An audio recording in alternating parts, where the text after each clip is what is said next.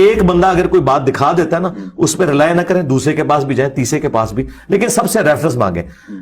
اور پھر الٹیمیٹلی آپ جب ہم تک پہنچیں گے تو آپ کو پتہ چلے گا کہ اس پلانٹ ارتھ پہ صرف ہم ہیں جو قرآن و سنت کے ریفرنس دکھاتے ہیں, باقی صرف گپ شپ بتاتے ہیں.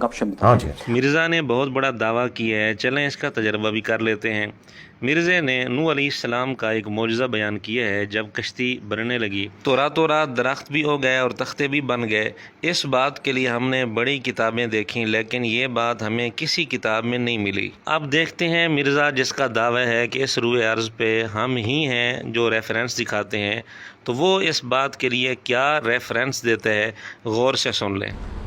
آپ ایک فلم ہالی ووڈ کی دیکھ لیں, نوحہ, اس میں انہوں نے بتائی ہے کشتی کیسے بنی ہے. راتوں رات درخت اگے ہیں, ان کے پھٹے تیار ہوئے ہیں, معجزانہ طور پہ ہوا سب کچھ. اور یہ ایک دن میں کشتی نہیں بنی ہے, کئی مہینوں میں بنی ہے. وہ مرزا جی ریفرنس دوبارہ بتانا. آپ ایک فلم ہالی ووڈ کی دیکھ لیں, نوحہ. یہ نام ذرا دوبارہ بتانا.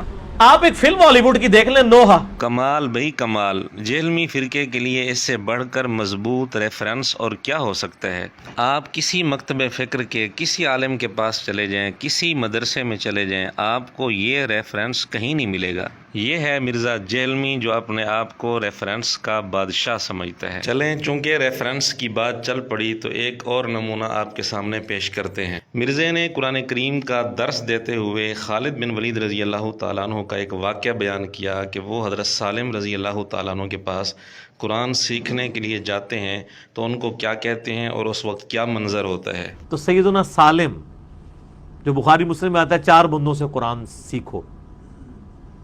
ان میں سے ایک ابن مسعود بھی ہیں, ابی ابن کعب بھی ہیں اور سالم بھی ہیں. یہ یعنی ینگ سے نوجوان تھے. ان کے پاس حضرت خالد بن ولید آتے ہیں اور کہتے ہیں مجھے قرآن سکھاؤ. یار اسلام بڑوں بڑوں کی اکڑ توڑ دیتا ہے. یہ عرب کے لوگ یہ غلاموں کو تو جوتی کے برابر نہیں سمجھتے تھے, اور کدھر اسلام ہے کہ وہ ایک غلام زادے سے کہہ رہے ہیں کہ مجھے یار قرآن سکھاؤ. تو انہوں نے کہا ٹھیک ہے. انہوں نے کہا سب سے پہلے مجھے وہ آیات سکھاؤ جو میرے باپ کے بارے میں نازل ہوئی ہے. ہائے ہائے ہائے ہائے, سر کتنا جگرا چاہیے.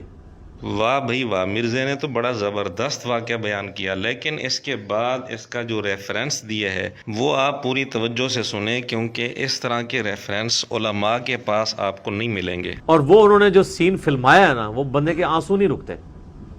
آپ اگر عمر سیریز میں وہ دیکھ لیں کہ کیا کیفیت ان کے اوپر طاری ہوتی ہے, کتنا ان کو پسینہ طاری ہو جاتا ہے. اب علماء دن رات ایک کر کے ہزاروں کتابیں کھنگال لیں لیکن ریفرنس تو نہیں دے سکتے.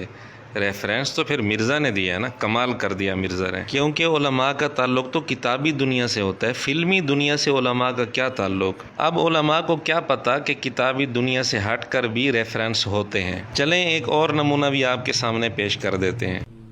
تو کہتا ہے میں کھسکا اور سیدنا زید ابن ارقم کے پاس آیا کہ اے زید آپ تو سابقون الاولون میں سے ہیں, اور دار ارقم انہی کا تھا جہاں نبی علیہ السلام دعوت و تبلیغ کا کام کرتے تھے, شروع کے 10 مسلمانوں میں سے ہیں. اب یہ بات کہ دار ارقم زید بن ارقم رضی اللہ عنہ کا تھا اور زید بن ارقم رضی اللہ عنہ شروع کے 10 مسلمانوں میں سے ہیں, ان دونوں باتوں کا ریفرنس علماء سے پوچھا جائے تو ان بیچاروں کو پتہ ہی نہیں ہوگا کیونکہ اس کا تعلق کتابی دنیا کے ساتھ ہے ہی نہیں.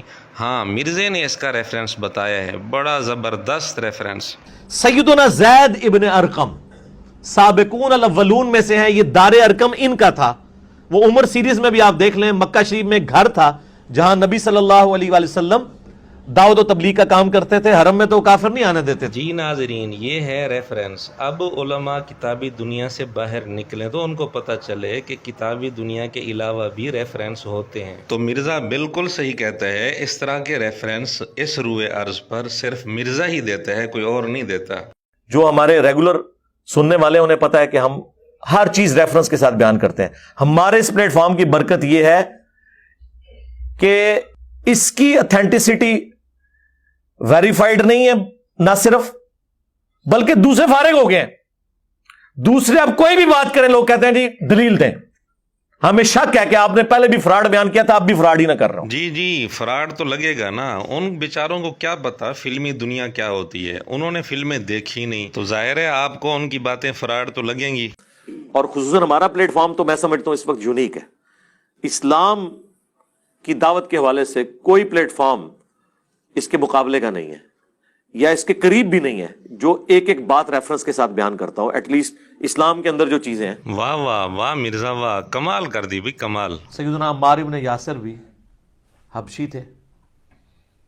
تو حبشی جو ہے وہ کتنا خوبصورت ہو سکتا ہے؟ رنگ تو کالا ہی ہوگا، ناک تو موٹا ہی ہوگا، اور تو موٹے ہی ہوں گے. یہ ہوئی نا بات، عمار بن یاسر رضی اللہ تعالیٰ عنہ کا حبشی ہونا، پھر ان کی ناک کا موٹا ہونا، ہونٹوں کا موٹا ہونا.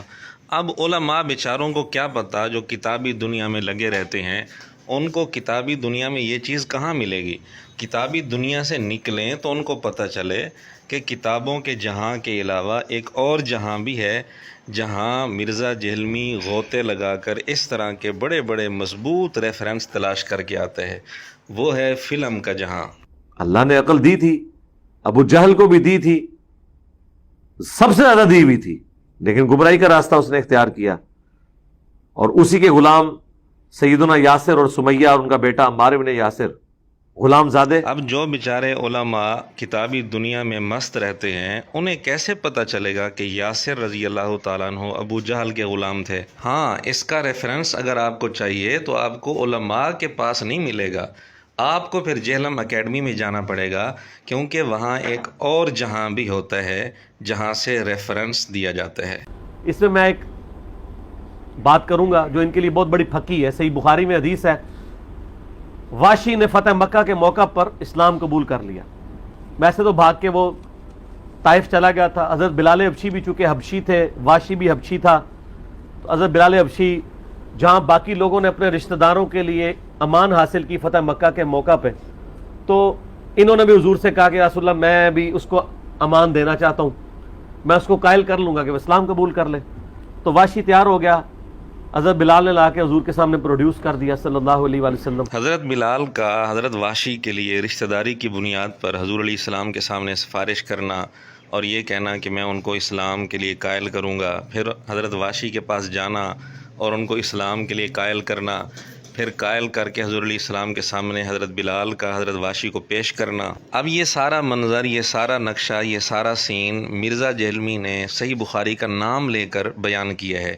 اب علماء صحیح بخاری کے اندر 1000 دفعہ غور کر لیں، بار بار پڑھ لیں، انہیں تو بخاری سے یہ چیز نہیں ملے گی. کیونکہ انہوں نے بخاری کی شرح کے لیے وہ جہان نہیں دیکھا جو جہان مرزا جہلمی نے دیکھا ہوا ہے، وہ ہے فلم کا جہاں. بڑا عذاب آنا تھا فتح مکہ کے دن جب 10,000 کا لشکر حضور علیہ السلام لے کے مکے میں داخل ہوئے. اس دن تو سب کی لاشیں اٹھنی تھی وہاں سے، کیونکہ وہ آخری دن تھا. ٹھیک ہے، وہاں حضور نے آگے معاف کر دیا. اب حضور نے یہ بھی نہیں دیکھا کہ پورا قرآن دھمکیوں پہ کھڑا ہے.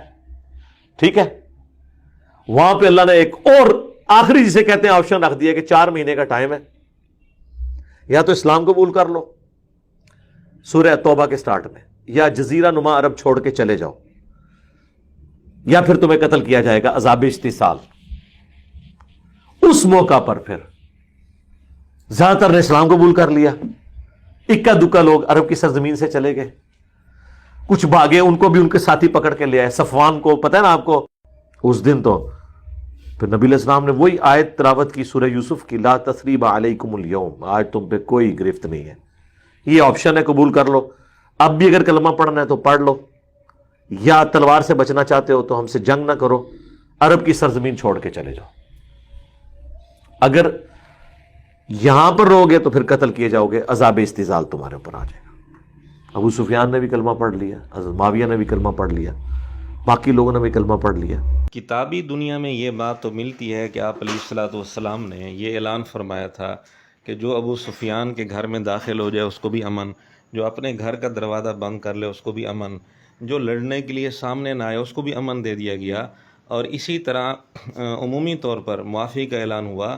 البتہ چند لوگ تھے جن کا نام لے کر آپ نے فرمایا کہ یہ جہاں ملے ان کو قتل کر دو. لیکن مرزے کا یہ کہنا کہ فتح مکہ کے موقع پر 4 مہینے کا ان کو ٹائم دیا گیا کہ اگر اسلام قبول کرنا ہے تو ٹھیک، ورنہ یہ علاقہ چھوڑ کر کہیں اور چلے جاؤ. اگر علاقہ چھوڑ کر بھی نہیں جاؤ گے، اسلام بھی قبول نہیں کرو گے، تو پھر تمہیں قتل کیا جائے گا۔ اس طرح کا کوئی اعلان فتح مکہ کے موقع پر حضور علیہ الصلوۃ والسلام نے کیا ہو، اللہ تعالیٰ کی طرف سے یہ کرایا گیا ہو، ایسی کوئی بات کتابی دنیا کے اندر نہیں ملتی۔ اب علماء بیچارے سیرت کی کتابیں پڑھ لیں، حدیث کی کتابیں پڑھ لیں، تفسیر کی کتابیں پڑھ لیں، انہیں تو یہ چیز نظر نہیں آئے گی۔ ہاں، اس کا ریفرنس اگر مانگنا ہو تو مرزے سے رابطہ کرنا پڑے گا، کیونکہ مرزے نے ایک اور جہان بھی دیکھا ہوا ہے، وہ ہے فلم کا جہاں، اور یہ ساری تفصیل مرزا قرآن کریم کی تفسیر کرتے ہوئے کر رہا ہے۔ اب علماء بیچاروں کو کیا پتا کہ قرآن کی تفسیر کے لیے ایک اور جہان بھی دیکھنا پڑتا ہے، یہ تو مرزے کو پتہ ہے۔ اس کا بیٹا ولید بن عقبہ معافی مانگ کے مسلمان ہو گیا فتح مکہ پر، اس کو حضرت عثمان نے جو ہے وہ کوفے کا گورنر لگا دیا، حالانکہ حضرت عمر نے کہا تھا کہ جو لوگ فتح مکہ پہ مسلمان ہوئے ان کی 3 نسلوں میں بھی کسی کو کسی عہدے پر فائز نہ کرنا، کیونکہ ان کی ابھی برین واشنگ اس طرح نہیں ہوئی ہے، ان کی تربیت اس طرح نہیں ہوئی ہے جس طرح سابقون الاولون کی ہوئی ہے۔ حضرت عمر رضی اللہ تعالیٰ عنہ کا یہ فرمان کہ جو لوگ فتح مکہ پر مسلمان ہوئے ان کی 3 نسلوں تک بھی کسی کو کسی عہدے پر فائز نہیں کرنا۔